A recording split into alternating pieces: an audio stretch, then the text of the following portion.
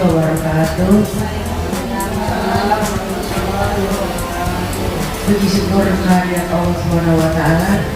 Di setiap bulan yang cerah ini kita masih bisa berkumpul untuk mengikuti aksi nyata oleh rekan guru kita Ibu Ida Khorida. Aksi nyata diseminasi menyebarkan pemahaman dan pengalaman budaya positif di SDN Duren 3 Mamuju. Semoga acaranya berjalan dengan lancar. Mari sama-sama kita membaca dan baca basmalah Bismillahirrahmanirrahim. Pada Ibu Kepala Sekolah dimohon untuk kesediaannya memberikan sambutan.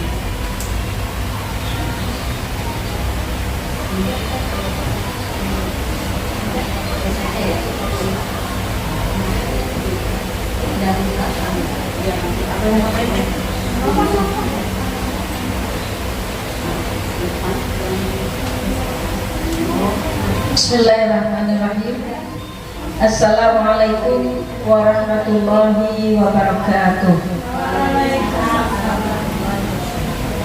Alhamdulillah, alhamdulillah, wa syukurillah, wassalatu wassalamu ala rasulillah, la haula wa la quwata illa billahil aliyyil azim.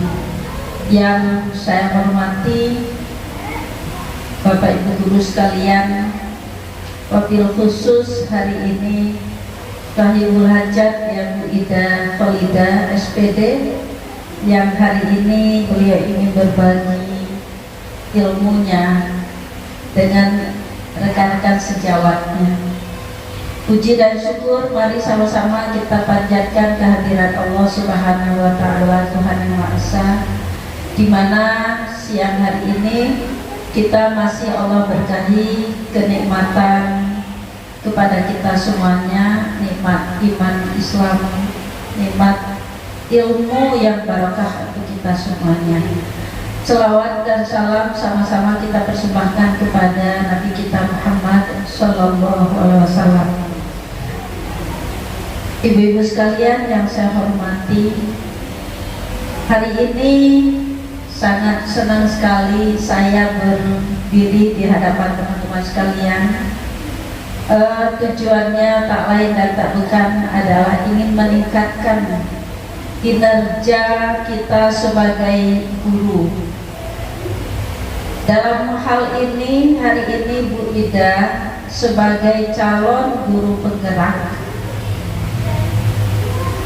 mempunyai tugas, ya, tugas untuk mempresentasikan kembali aksi nyatanya, diseminasi menyebarkan pemahaman dan pengalaman budaya positif.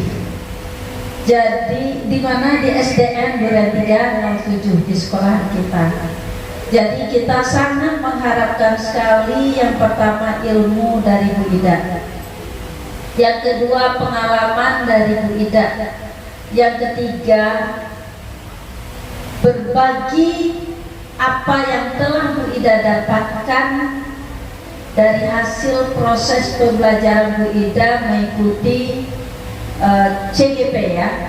Nah, untuk itu barangkali teman-teman semuanya sudah tidak sabar untuk menunggu kue apa sih yang akan diberikan oleh Bu Ida kepada kita.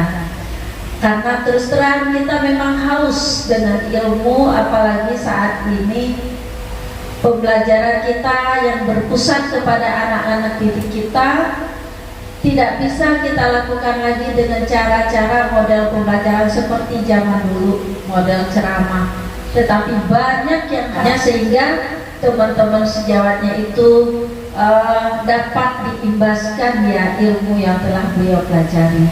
Itu saja dari saya, mohon maaf lahir dan batin. Wassalamualaikum warahmatullahi wabarakatuh. Selamat dan semangat Bu Ida. Ya, terima kasih.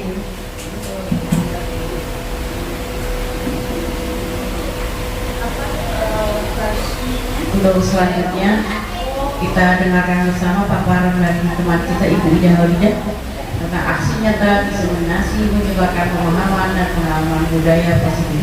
Kepada Bu Ida Holida dipersilakan. Assalamualaikum warahmatullahi wabarakatuh. Bismillahirrahmanirrahim. Alhamdulillahirabbil alamin. Wassalatu wassalamu ala asrofil anbiya wal mursalin wa ala alihi washabbihi ajma'in. Amma ba'du. Yang saya hormati Ibu Kepala Sekolah kita, Ibu Jut Anissa MPDI. Yang saya hormati ibu-ibu guru yang siang ini alhamdulillah bersedia hadir bersama kita belajar dalam aksi nyata saya di seminasi menyebarkan pemahaman dan pengalaman budaya positif. Bapak Ibu sekalian, nggak ada bapak, ibu-ibu sekalian, pada kegiatan kali ini saya selaku calon guru penggerak angkatan 10 mendapatkan tugas di modul 1. Alhamdulillah saya sudah menyelesaikan modul 1. Dan di modul 1 saya di modul 1.4 kita membahas tentang budaya positif. Nah, apa yang saya dapatkan dari modul 1.4 saya ingin mengimbaskan kepada teman-teman semua, karena memang ini harus ada. Karena ini sekolah kita memang harus bergerak ke sana, Bapak Ibu.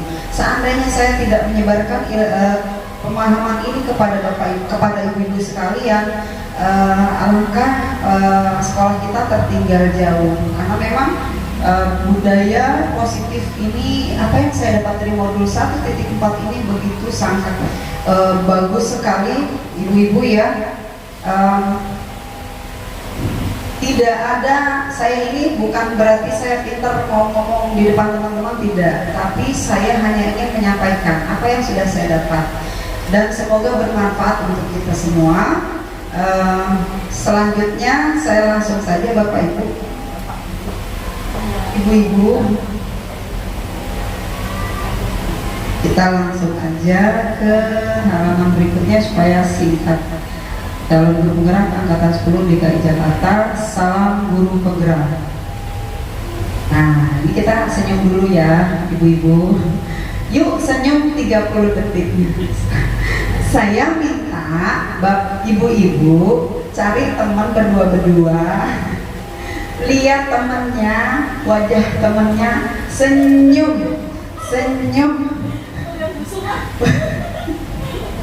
Senyumnya ibu-ibu ya, selama 30 detik. Saya hitung 1, 2, 3, 4, 5, 6, 7, 8, 9, 10, 12. Terima kasih, tepuk tangan semuanya. Karena kita capek ya dari pagi ya. Nah, kita senyum biar lebih refresh lagi ibu-ibu semuanya. Kita lanjut saja ibu-ibu ya.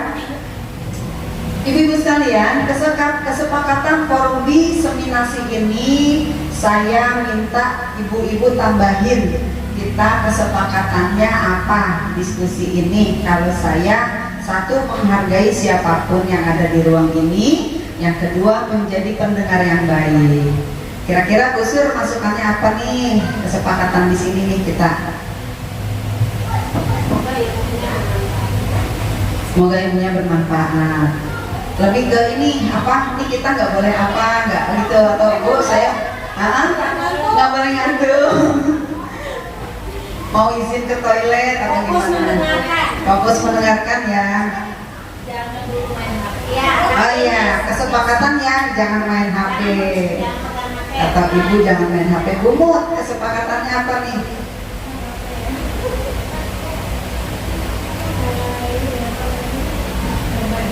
Berbagi ilmu.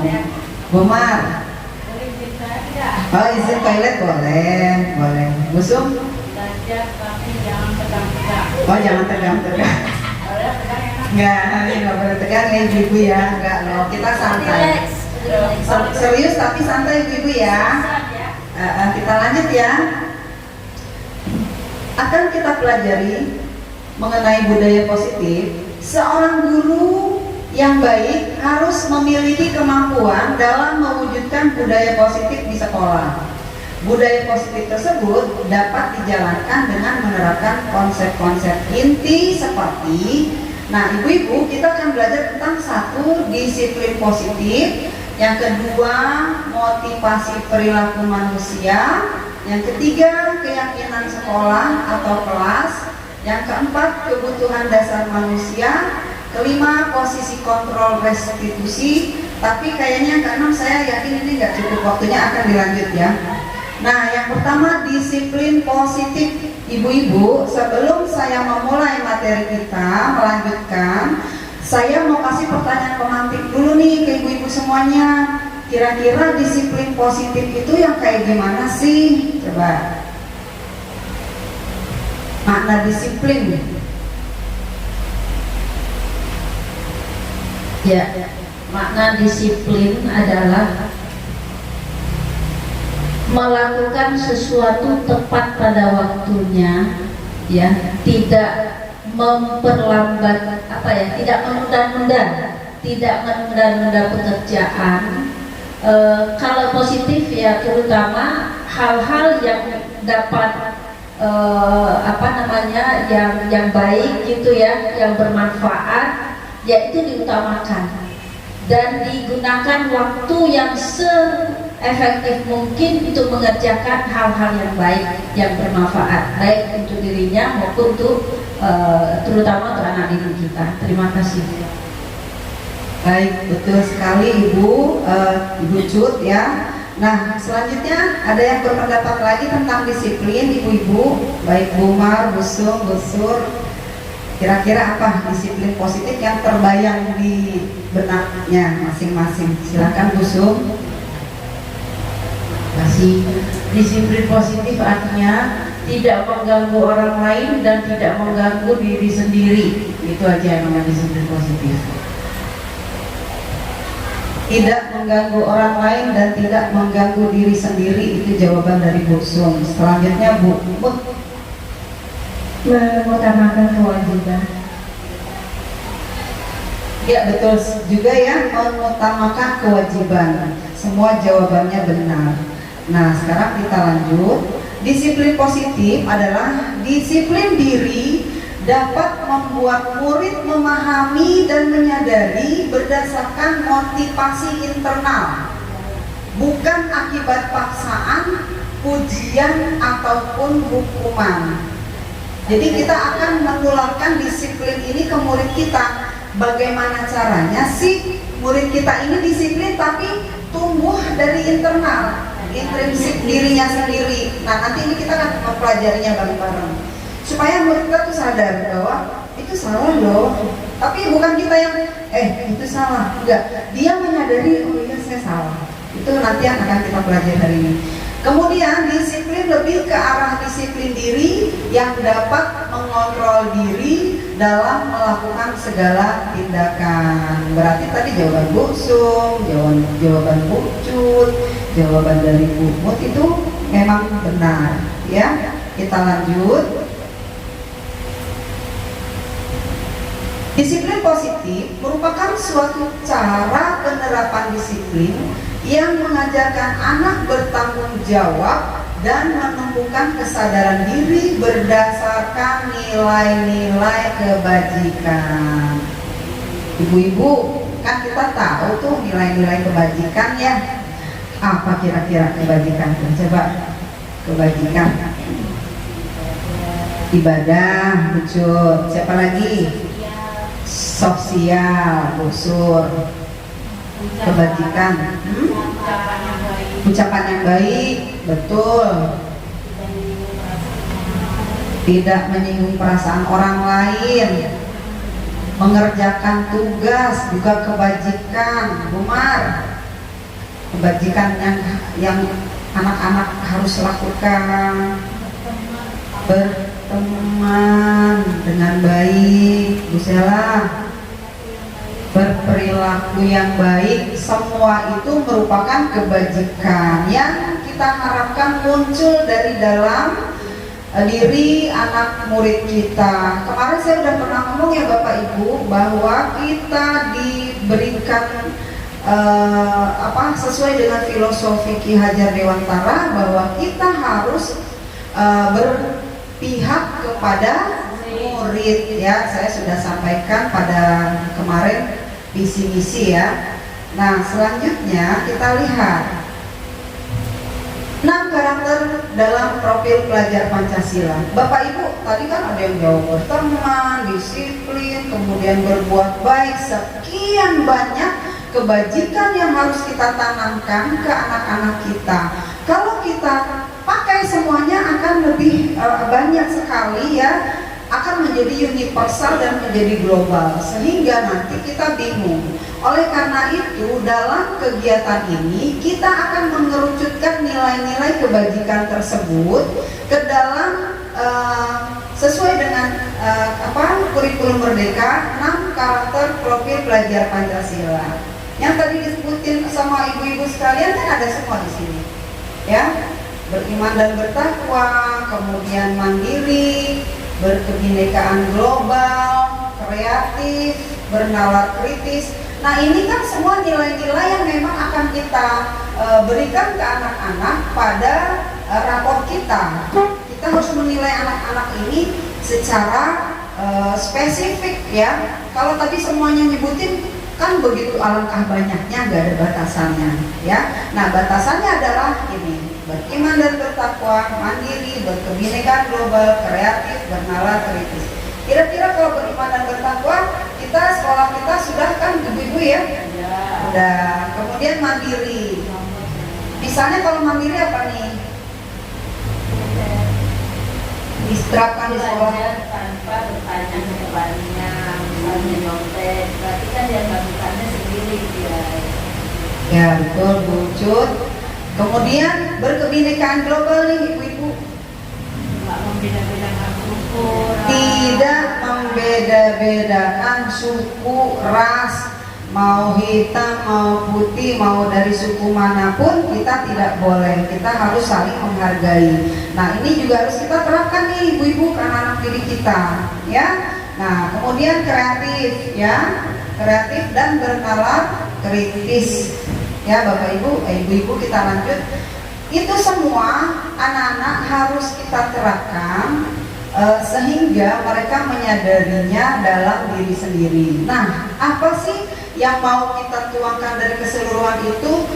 Kita harus memotivasi perilaku anak kita, ibu-ibu sekalian ya. Kita kan mau pengen anak kita gini, kayak gini gitu ya.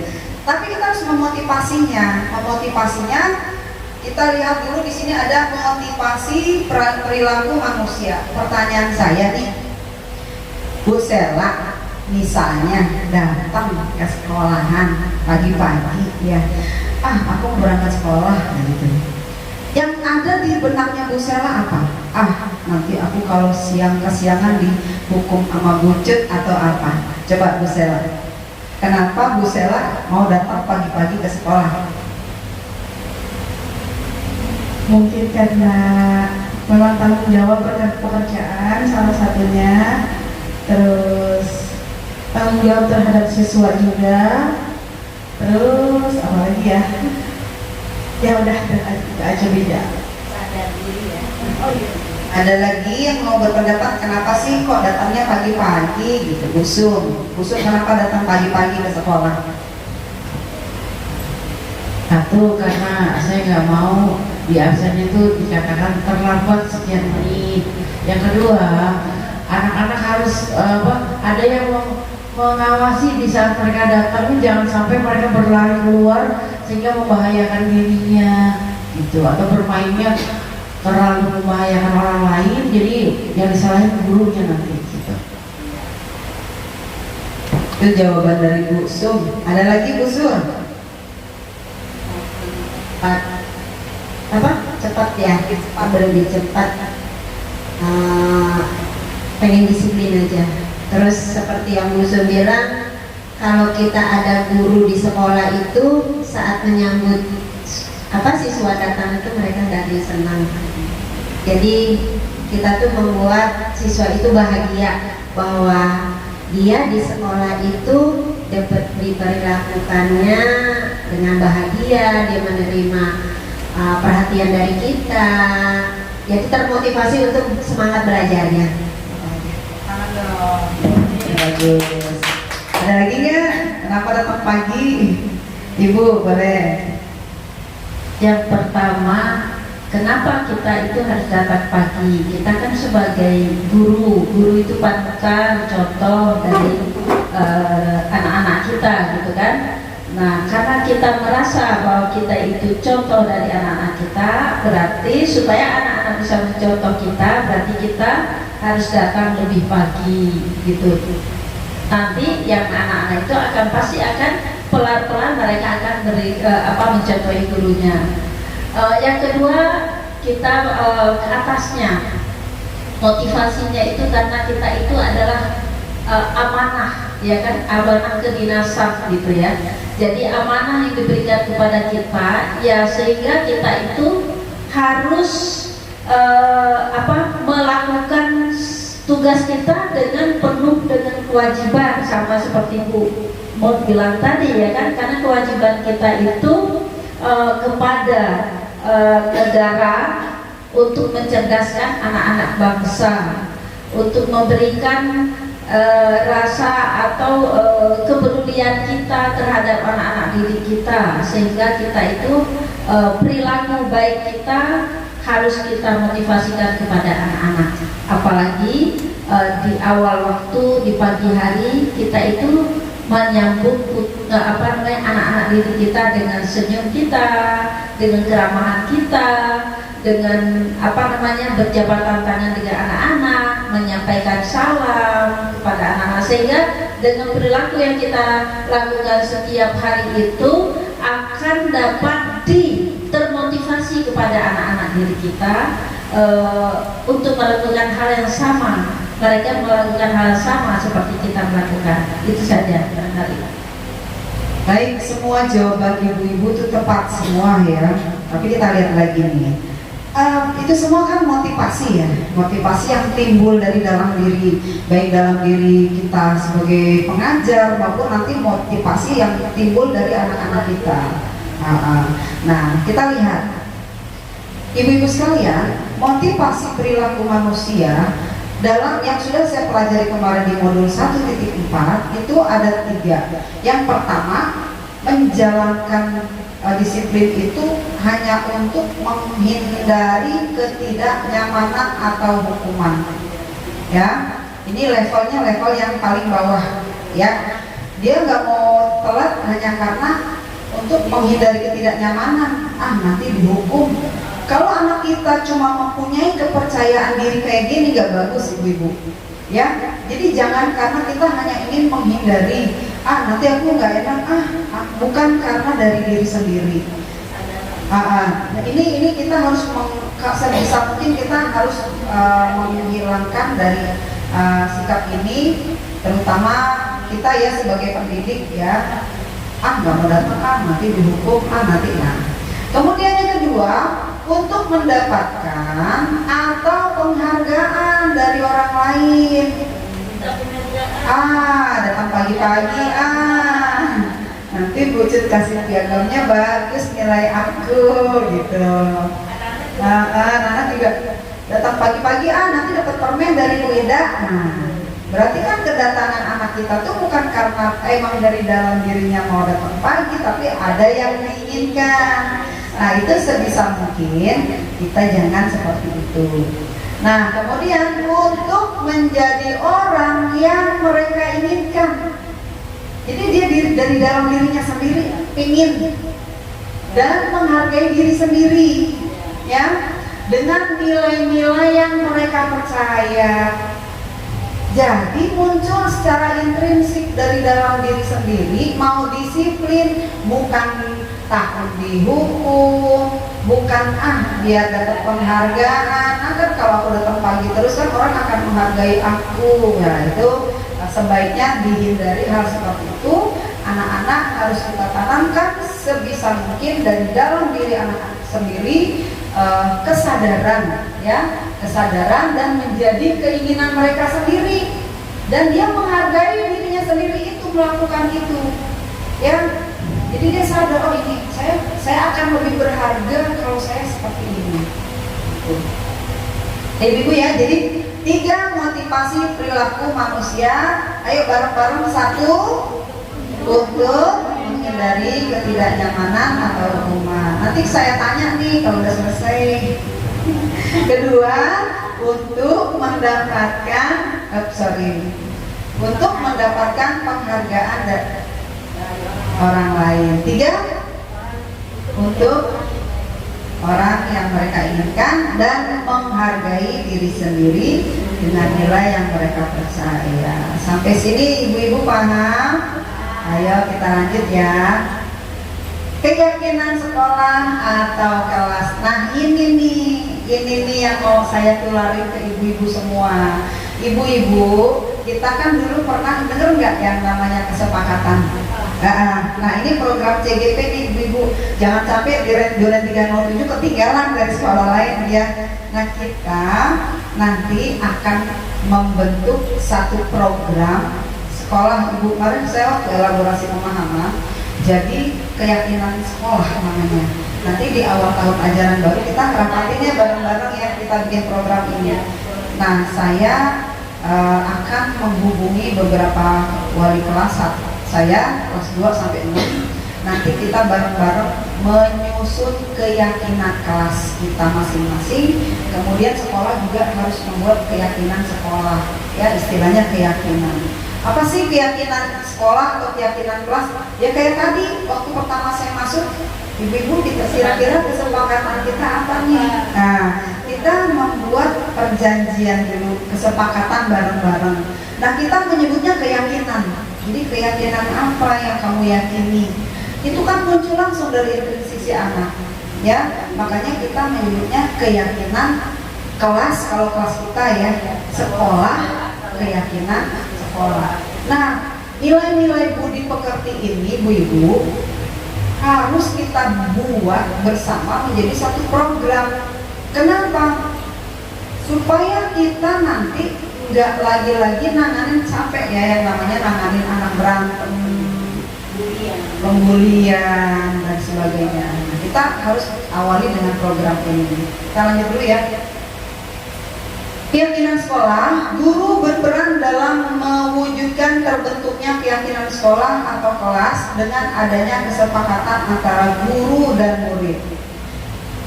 Keyakinan sekolah atau kelas berupa pernyataan universal yang mudah diingat dan dipahami dan harus diterapkan di sekolah. Umut misalnya nih, anak-anak, yuk kita bikin keyakinan kelas yuk. Kira-kira kamu gimana? Jadi dari bahasa ya, yang digunakan bahasanya secara universal, ya. Kita lanjut ya. Kemudian, nah ini dia nih. Ibu-ibu, nanti kita bikin kayak gini nih. Ini saya kalau saya perbesar kayaknya repot ya, nanti saya share aja di kedinasan ya. Contoh keyakinan kelas kayak gini nanti kita bikin. Apa sih bacaannya tuh? Berperilaku yang sopan, datang tidak terlambat, tidak membuang sampah. Nah ini keyakinan kelas. Jadi ketika si anak suatu hari, ini kita nih dari awal tahun ajaran baru nih bulan Juli, Agustus, September, Oktober, tiba-tiba anak ini melakukan kasus, ya ada kasus yang terjadi. Nah kita melakukan restitusi namanya, restitusi. Tapi nggak hari ini dibahas, nanti di lain waktu. Restitusi ini langkah-langkah apa yang kita lakukan untuk menangani kasus tersebut.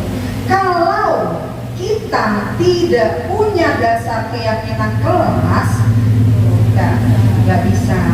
Nah, makanya kita harus bikin dulu ini. Nanti di tahun ajaran baru bulan Juli tepatnya dulu ya. Nah kalau keyakinan kelas ini kita sudah buat, kamu kenapa kamu terlambat?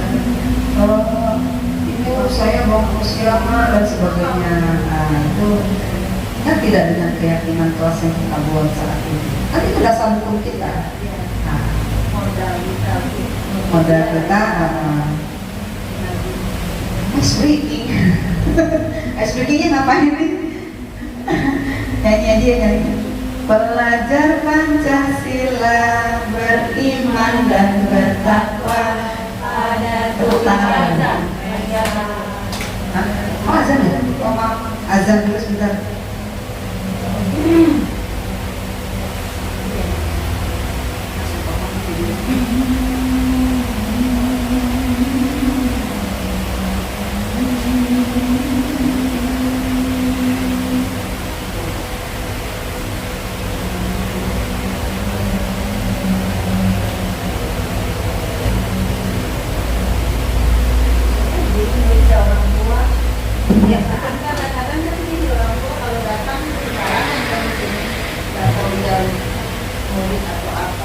Iya. Keyakinan kelas ini, keyakinan sekolah kita buat juga melingkup semua warga sekolah, anak, murid, kemudian guru, tenaga pendidik, juga orang tua. Ice breaking-nya udah ya. Kita lanjut. Nah, kebutuhan dasar manusia. Ibu-ibu, kita sudah tahu ya namanya kebutuhan dasar manusia ya. Pernyataan ketika seorang murid melakukan suatu perubahan yang bertentangan dengan nilai-nilai kebajikan atau melanggar peraturan, hal itu sebenarnya dikarenakan mereka gagal memenuhi kebutuhan dasar mereka. Kan bisa jadi murid apa aja ya? Sebenarnya apa sih pernyataan ada yang kurang dari mereka? Kebutuhan dasar apa sih yang kurang dari si anak ini? Kita kembalikan lagi ke keluarga mereka ya. Kenapa sih kok anak ini seperti ini gitu? أشهد Sudah أن pasti لا itu ada penyebabnya. Kebutuhan dasar manusia itu apa saja sih? Satu, hidup. Kedua, kasih sayang dan rasa diterima. Kita nggak tahu di dalam diri kita jiwanya itu kayak apa ya. Itu bisa jadi dia di rumah kurang أشهد أن لا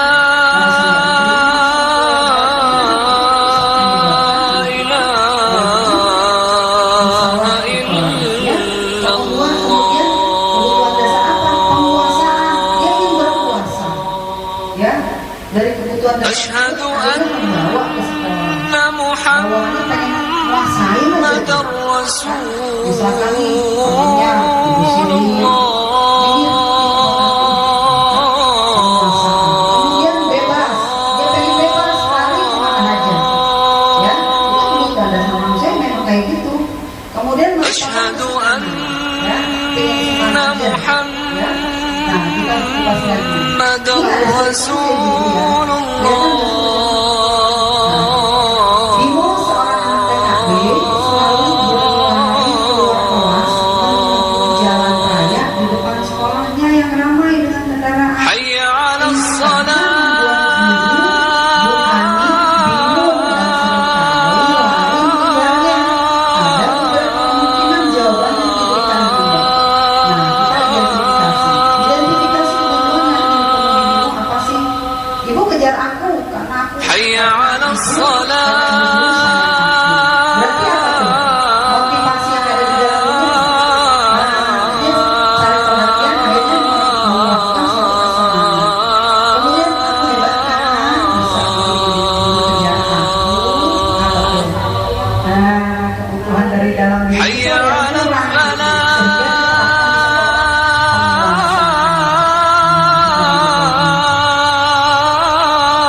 sehingga kita akan Tidak seorang kelas 3 SD begitu tiba di rumah sekolah dari sekolah menangis dan mengadu pada ibunya bahwa dia benci pada ibunya.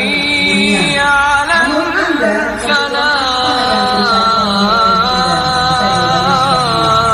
Ibu bilang itu tidak boleh bersemangat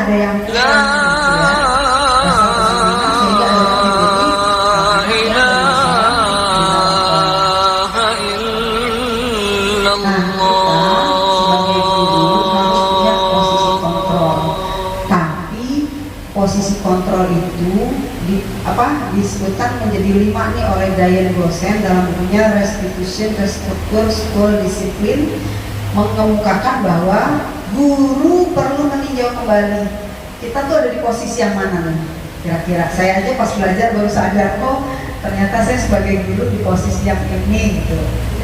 Nah, kita lihat dulu ya. 1, penghukum. 2, pembuat merasa bersalah.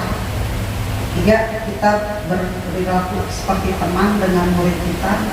Kita ini di posisi pemantau atau manajer ya. Nah, dari 5 ini mana sih yang bagus Ibu kira-kira mana? Teman. Menurut Bu teman. Yang lain posisi kita nih ke anak. Pemantau busuk. Bumut sebagai apa Bumut?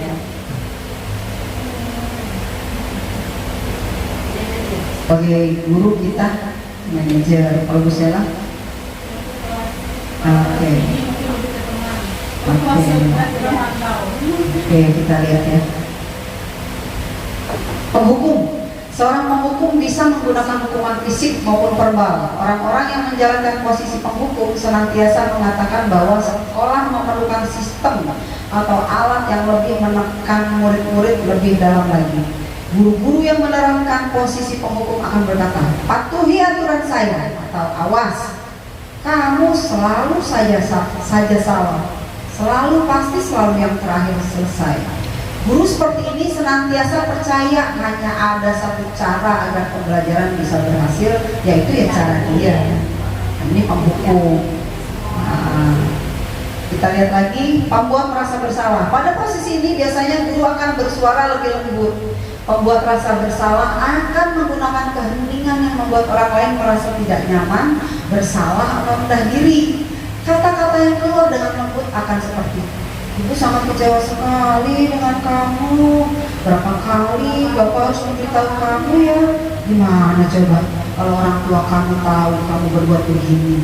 Nah, di posisi ini murid akan memiliki penilaian diri yang buruk tentang diri mereka. Karena kita membuat dia merasa bersalah ya. Murid merasa tidak berharga dan telah mengecewakan orang-orang yang disayanginya. Menurut ibu bagus nggak ini? Nah, jadi jangan ya, kita jangan sampai ada membuat rasa bersalah. Jadi ngedown si anak ini. Dia merasa bersalah, ya. Minder. Kita lanjut. Teman. Guru pada posisi ini tidak akan menyakiti murid, namun akan tetap berupaya mengontrol murid melalui persuasif. Posisi teman pada guru bisa negatif ataupun positif. Positif di sini berupa hubungan yang baik yang terjalin antara guru dan murid. Guru di posisi teman menggunakan hubungan baik dan humor untuk mempengaruhi seseorang. Mereka akan berkata, ayo bantulah demi Bapak ya. Ayo ingat tidak bantuan Bapak selama ini. Ya sudah, kali ini tidak apa-apa, nanti Ibu bantu bereskan. Hal negatif dari posisi teman adalah bila suatu saat guru tersebut tidak membantu mereka, mereka akan kecewa dan berkata, saya pikir Bapak atau Ibu teman saya. Murid merasa dikecewakan dan tidak mau lagi berusaha. Hal lain yang mungkin timbul adalah murid hanya akan bertindak untuk guru tertentu saja dan tidak untuk guru lainnya. Murid akan tergantung pada guru tersebut. Nah, ini posisi pemantau. Ya. Kita lanjut, pemantau. Berarti mengawasi. Pada saat kita mengawasi, kita bertanggung jawab atas perilaku orang-orang yang kita awasi. Posisi pemantau berdasarkan pada peraturan-peraturan dan konsekuensi. Dengan menggunakan sanksi atau konsekuensi, kita dapat memisahkan hubungan pribadi kita dengan murid. Sebagai seseorang yang menjalankan posisi pemantau, pertanyaan yang diajukan seorang pemantau, peraturannya apa? Apa yang telah kamu lakukan? Sanksi atau konsekuensinya apa? Seorang pemantau sangat mengandalkan perhitungan, catatan, data yang dapat digunakan sebagai bukti atas perilaku seseorang. Posisi ini akan menggunakan stiker, slip catatan, daftar cek.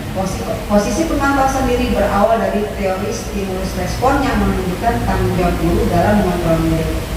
Jadi pemantau ya, kelima. Yang terakhir manajer. Posisi di mana guru berbuat sesuatu bersama dengan murid, mempersilahkan murid mempertanggungjawabkan perlakuannya, mendukung murid agar dapat menemukan solusi atas permasalahannya sendiri. Seorang manajer telah memiliki keterampilan di posisi teman maupun pemantau, dan dengan demikian bisa jadi di waktu-waktu tertentu kembali kepada kedua posisi tersebut bila diperlukan. Namun bila kita menginginkan murid-murid kita menjadi manusia yang merdeka, mandiri dan bertanggung jawab, maka kita perlu mengacu kepada restitusi yang dapat menjadikan murid kita seorang manajer bagi dirinya sendiri. Di manajer, murid diajak untuk menganalisis kebutuhan dirinya maupun kebutuhan orang lain. Di sini penekanan bukan pada kemampuan membuat konsekuensi, namun dapat berkolaborasi dengan murid bagaimana memperbaiki kesalahan yang ada. Jadi yang mana kita nih? Yang manajer ya. Jadi selama ini saya juga akhirnya gini, iya saya salah gitu. Jadi menyadari gitu. Selama ini saya menghukum gitu. Saya juga pernah buat merasa bersalah, pernah saya. Pernah kan? Nanti kalau beda dimarahin sama orang tua kamu gimana? Nah kan anak merasa bersalah. Itu ternyata itu nggak baik ibu, nggak boleh ya. Yang baik itu kita menjadi seorang manajer. Dan nanti saya share lagi nih biar buat bekal ibu sekalian ya, bareng-bareng. Nah ini sebenarnya ada videonya nih, kita tonton aja ya, boleh ya?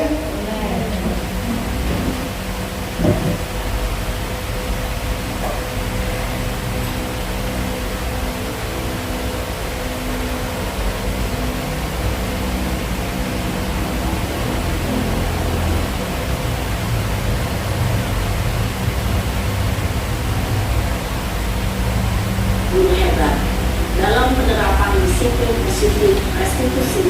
Salah satu program yang dikembangkan adalah 5 posisi kontrol. 5 posisi kontrol dalam restitusi adalah proses perjalanan seorang pendidik agar dapat mengenali dirinya. Pada video kali ini, kita akan membahas tentang 5 posisi kontrol yang dikembangkan oleh Diane Lawson dan contoh penerapannya.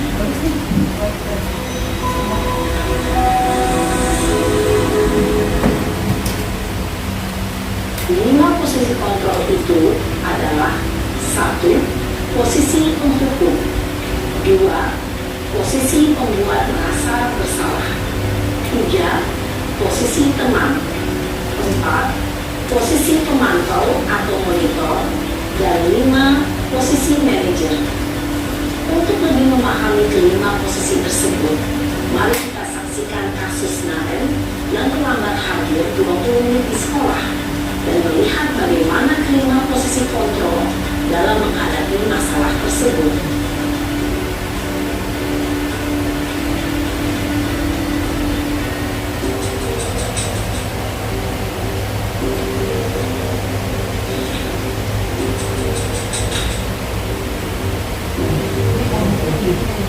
Naren! Sini kamu! Selamat pagi, Bu. Selalu terlambat.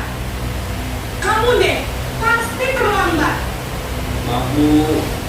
Saya... Apa? Apa coba? Alasan kamu apa lagi? Kapan sih kamu tidak terlambat? Malas sekali ya kamu jadi anak. Saya... Dasar pemalas. Gak kapok-kapok sih kamu. Sudah berapa kali terlambat? Sana, kamu keliling lapangan basket 2 kali. Kenapa saya harus ke lapangan basket, Bu? Kenapa? Kamu melawan ibu. Berani-beraninya jawab. Sudah terlambat, masih berani jawab pula. Sekarang, keliling lapangan basket 5 kali sekalian. Biar kapok. Cepat. Pergi sana ke lapangan basket. Posisi penghukum biasanya berbicara dengan nada tinggi, menghardik, menunjuk-nunjuk, menyakiti, dan menyindir.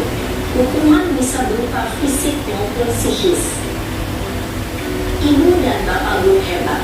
Dampak yang terjadi pada murid ketika guru berada pada posisi penghukum adalah murid cenderung akan memberontak, bahkan menyimpan dendam.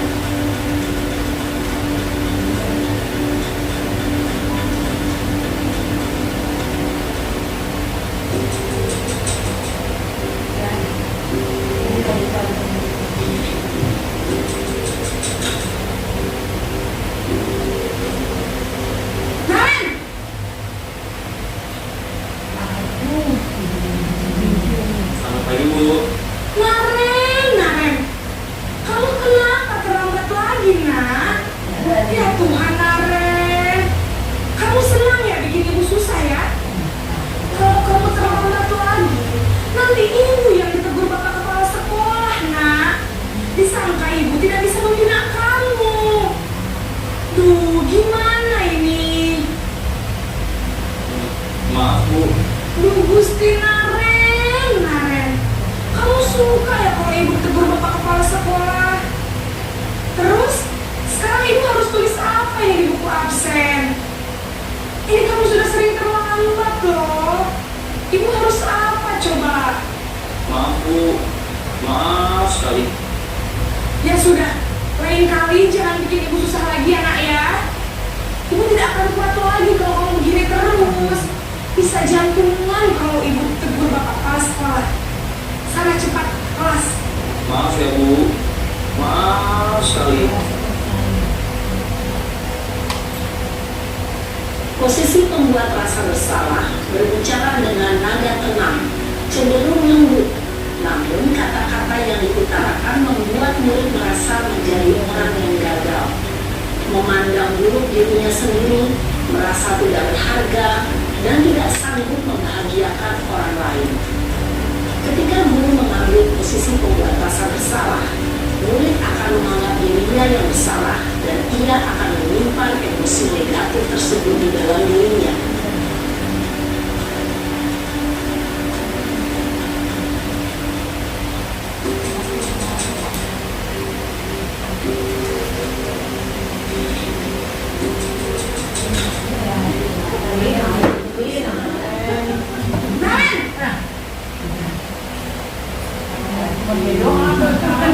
Selamat pagi Bu. Wah, sudah jam berapa ini nak? Terlambat lagi ya saya. Iya Bu. Habis ibu saya belum membangunkan saya Bu. Kamu malah menyalahkan ibu kamu. Kamu bukannya anak yang larinya paling kencang. Kok terlambat sih? Iya Bu. Saya memang terlambat bangun tadi. Jadi biarpun saya lari kencang, tetap gak kekejar Bu. Ya sudah sana. Nanti lain kali larinya lebih kencang lagi ya. Biar gak terlambat lagi. Bikin senang ibu demi ibu. Bisa kan? Bisa lah Bu. Ya sudah sana masuk kelas. Ibu beresin urusan absen kamu. Kamu ini ada-ada saja. Dalam posisi teman, guru berbicara dengan nada suara ramah, akrab, cenderung bersenggar gurau untuk menjaga suasana tetap santai. Murid akan merasa senang, aman, dan akrab dengan guru. Identitas yang tercipta adalah identitas sukses atau berhasil. Namun, perlu diingat, karena ini masih dorongan eksternal, maka ada faktor ketergantungan dari murid kepada orang tertentu. Di sini guru absennya, sehingga di lain waktu murid bisa berperilaku baik, namun hanya kepada orang-orang tertentu saja.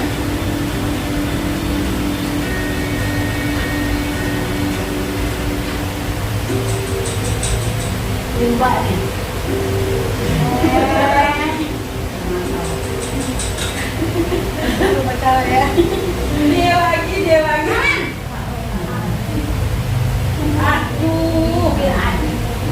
Selamat pagi Bu. Naren, apa peraturan sekolah kita tentang jam berapa kita harus masuk sekolah, nak? Kita harus di sekolah jam 7 Bu. Iya betul, sekarang sudah jam 7.20. Naren sudah tahu konsekuensinya jika terlambat hadir. Paham Bu. Saya harus tinggal kelas pas jam istirahat selama 20 menit. Iya benar, konsekuensinya demikian. Jadi nanti jam 9.30 pas istirahat, kamu harus tinggal di kelas Kerjakan tugas tambahan untuk ketertinggalan kamu, ya. Baik Bu. Posisi pemantau mengandalkan penghitungan atau data untuk mengontrol murid. Murid mengarahkan murid berdasarkan peraturan dan konsekuensi. Seorang pemantau menunjukkan bahasa tubuh dan ekspresi wajah yang datar dan cenderung formal.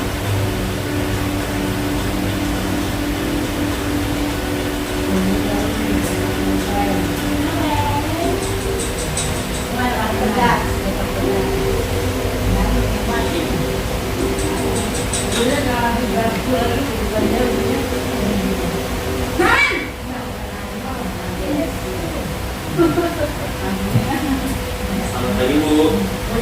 Selamat pagi, Naren. Maaf Bu, saya terlambat. Iya, sekolah masuknya jam 7, sekarang sudah jam 7.20. Jadi sekarang bagaimana ini, Naren? Maaf Bu, saya lupa setel alarm saya semalam. Baiklah, menurut kamu, keyakinan sekolah yang mana yang kamu tingkatkan? Menghargai diri sendiri dan orang lain mungkin ya Bu. Setuju. Jadi, apakah Naren meyakini prinsip saling menghormati tersebut? Iya Bu, saya meyakininya.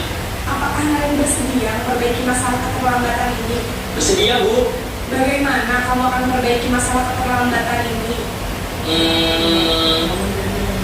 Saya akan coba untuk tidak lupa menyetel alarm saya Bu. Baik, kalau Naren lupa menyetel alarm di rumah, ada orang yang kira-kira bisa bantu mengingatkan tidak? Ada Bu, kakak saya, Kak Emma. Ada lagi selain Kak Emma? Selain Kak Emma, ada ibu saya. Baik, jadi yang mengingatkan Naren adalah Kak Emma dan ibu kamu ya. Kira-kira akan mulai setel alarm kapan nih, Naren? Setelah pulang sekolah, akan segera saya lakukan. Baik, jadi Naren akan setel alarm untuk bangun besok pagi dan akan diingatkan oleh kakak dan ibunda Naren ya. Ada lagi yang mungkin perlu dilakukan, Naren, agar tidak terlambat bangun lagi? Tidak ada Bu. Baik, Naren, terima kasih untuk kerjasama kamu. Sekarang kamu perlu kembali ke kelas untuk belajar. Baik Bu, terima kasih. Posisi manajer adalah posisi kontrol yang disarankan untuk murid memiliki sikap disiplin yang positif, yaitu murid yang mandiri, bertanggung jawab, dan dapat memecahkan masalah. Tujuan dari posisi ini adalah agar murid dapat berefleksi atas tindakannya. Guru akan dengan tulus memberikan pertanyaan-pertanyaan bermakna, sehingga membuat murid dapat belajar dari kesalahannya dan mencari sebuah solusi untuk menyelesaikannya. Ibu dan Bapak guru hebat, setelah mengamati adegan kelima posisi kontrol tadi, kira-kira posisi mana yang paling ideal? Posisi mana yang dapat menunjang motivasi intrinsik murid? Ya, tentu posisi manajer. Posisi ini memang posisi ideal yang ingin dituju setiap pendidik. Pada posisi inilah, guru dapat menerapkan disiplin positif yang berpihak pada murid, yang memerdekakan murid. Perjalanan seorang pendidik tentunya tidak mudah untuk sampai pada posisi seorang manajer. Namun, tujuan kita pasti, yaitu menciptakan murid-murid yang mandiri, merdeka, dan bertanggung jawab. Semoga penggambaran 5 posisi kontrol yang telah diperlihatkan ini dapat menjadi ajang refleksi bagi kita semua, agar dapat terus mengasah dan menerapkan disiplin positif yang memerdekakan murid. Mari terus berlatih dan bersemangat. Selamat menerapkan. Salam dan bahagia Ibu dan Bapak Guru hebat.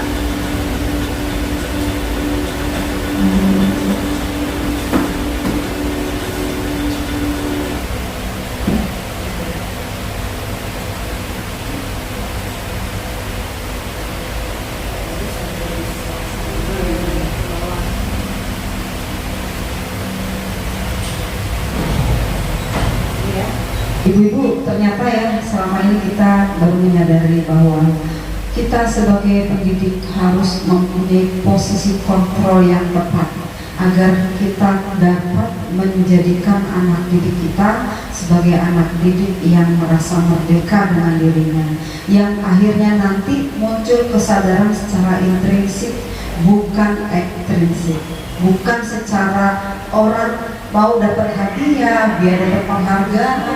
Tapi dari mana caranya? Ya dari kita dulu. Kita sebagai guru harus bisa memposisikan diri. Jangan lagi kita menjadi sebagai penghukum atau sih merasa berbuat bersalah, kemudian apalagi tadi pemantau, ya teman pemantau, dan nah yang terbaik adalah manajer.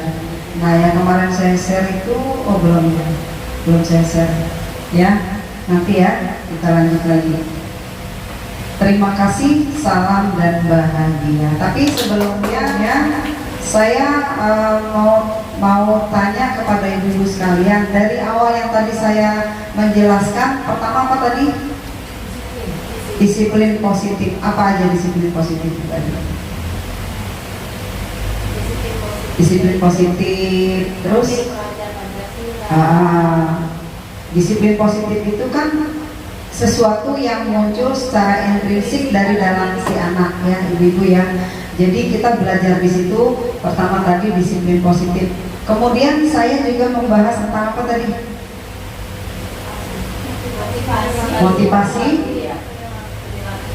perilaku manusia, ya kebutuhan dasar manusia. Nah yang tadi itu, ini tadi disiplin ya. Nah ini disiplin ini maksudnya nanti ke profil pelajar Pancasila, ya. Kemudian, nah ini tadi motivasi. Motivasi itu tadi apa? 3 ya. Pertama, 1 menghindari ketidaknyamanan atau hukuman. Yang kedua, untuk mendapatkan penghargaan dari orang lain. 3, mendidik mereka inginkan dan menghargai diri sendiri dengan nilai yang mereka percaya. Ini yang bagus yang mana? Yang ketiga ya ibu-ibu ya, ternyata ini saya mau berangkat ke sekolah ntar bujuk kasih hadiah pagi-pagi udah nggak boleh. Jadi kita muncul secara intrinsik dari dalam diri kita, memang tanggung jawab, keyakinan. Nah ini dia nih, gini program kita ini saya nih pengen nanti setelah saya melakukan diseminasi ini, saya mohon kepada ibu-ibu semuanya, yuk kita mulai bareng-bareng bikin keyakinan kelas ya. Tadi kan ada kasus tuh yang Naren, yang terakhir itu kan manajer ya. Kamu ingat tidak keyakinan kelas? Nah kayak gitu ya. Nah itu mulai sekarang ayo kita susun bareng-bareng kira-kira apa aja sih yang menjadi keyakinan kelas. Nanti saya mau mintain satu persatu sih ke teman-teman, tapi nggak buru-buru kok. Cuma ini PR kita, ini program kita. Keyakinan setiap kelas, karena ada. Nah nanti buat yang tahun ajaran baru kita bikin bareng-bareng. Kira-kira, ya kata-katanya tuh kita bareng-bareng kesepakatan ya. Misalkan tidak terlambat datang, apalagi. Jadi kita ketika nanti udah berhasil di keyakinan kelas, yang saya pelajari ya dari elaborasi pemahaman, insya Allah yang namanya kasus itu nggak akan susah, makanya kita mempunyai nilai-nilai yang baik dulu supaya tidak mencontohkan yang baik kepada anak-anak. Nah ini PR kita keyakinan kelas ya. Nanti dibikin kayak gini, yang bagus ya. Kebutuhan dasar manusia sudah, ya selesai sudah. Sebelumnya saya minta refleksinya dong. Siap. Nanti saya share di sini ke kedinasan. Apa yang kemarin tuh yang fisik juga ya, saya share aja. Kali ada yang mau baca-baca. Yang kemarin saya share jadi 2 hari. Baik, sebelum saya mengakhiri untuk refleksi hari ini, ibu-ibu silahkan kasih pendapatnya mengenai materi yang saya berikan, baik cara saya menyampaikan atau mungkin materi yang mau diperbaiki lagi. Terima kasih.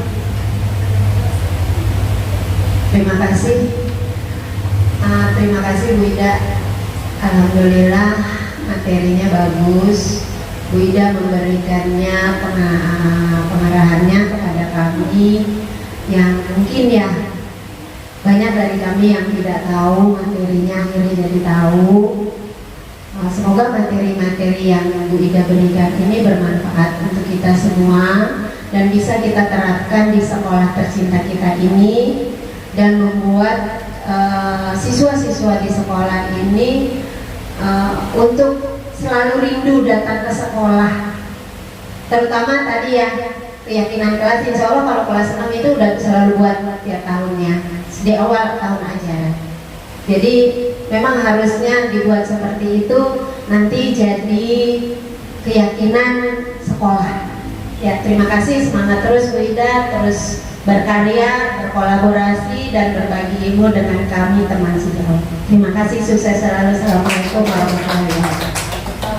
Waalaikumsalam warahmatullahi wabarakatuh. Terima kasih Bu Sur. Semoga benar ya kita nih semua apa yang kita lakukan ini untuk siapa sih? Ya untuk kita juga, buat anak murid kita. Ada lagi refleksi yang lainnya, Bu Sur? Terima kasih. Saya senang sekali dengan pemaparan yang diberikan oleh Ibu Ida Maulida, sangat menginspirasi. Karena walau bagaimanapun, guru yang hebat adalah guru yang selalu dirindukan oleh anak muridnya. Jadi anak murid belajar dengan bahagia, bisa mencapai apa yang dicita-citakan itu karena gurunya adalah guru yang selalu dirindukan, kedatangannya selalu dinantikan dan ketidakhadirannya selalu dirindukan. Itulah. Terima kasih, pemaparannya sangat bagus dan bagi saya adalah sangat menginspirasi sekali. Terima kasih. Assalamualaikum warahmatullahi wabarakatuh. Terima kasih Bu Sur dan Bu Sur untuk refleksinya. Saya juga masih tahap belajar, banyak banget emang yang harus saya pelajari lagi, dan mudah-mudahan apa yang saya sampaikan dari ini, ilmu yang saya pelajari bermanfaat buat ibu-ibu semuanya. Sebab pohon yang bermanfaat adalah yang menghasilkan buahnya yang bagus ya. Semoga bisa seperti itu ya. Ilmu itu al-ilmu kasyajar, al-ilmu kasyajar, ilmu bagaikan pohon ya, yang berbuah. Semoga bermanfaat untuk teman-teman semua. Marilah kita tutup kegiatan kita, diseminasi kita ini dengan ucapan hamdalah. Alhamdulillahirabbil alamin. Assalamualaikum warahmatullahi wabarakatuh. Teman-teman jangan lupa dulu ya.